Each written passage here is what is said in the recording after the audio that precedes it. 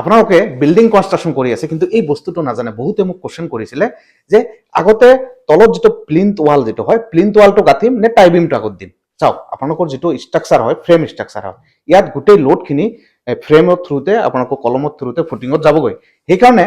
আগত যিটো দেখা যায় বহুতে কৰে কি তলত ব্ৰিক ৱাল কৰি লয় 2 ফুট মান ব্ৰিক ৱাল কৰি ল'ম তাৰ ওপৰত টাই বিমটো দিয়া দেখা যায় যিটো বিম এটা দিয়া যায় তো এনেকুৱা হলে হয় কি তলতটো লুজ মাটি থাকিব লুজ মাটি হলে তলত যিটো ব্ৰিক ৱাল কৰা হয় ব্ৰিক ৱালটো দাবি যাব সেইকাৰণে ওপৰত যিটো এটা ক্ৰেক ইছ্যুজ এটা ফিউচাৰত দেখা যায় সেইকাৰণে আপোনালোকে এইটো ভুল নকৰিব যিটো গ্ৰাউণ্ড লেভেল আছে গ্ৰাউণ্ড লেভেলত আপোনালোকে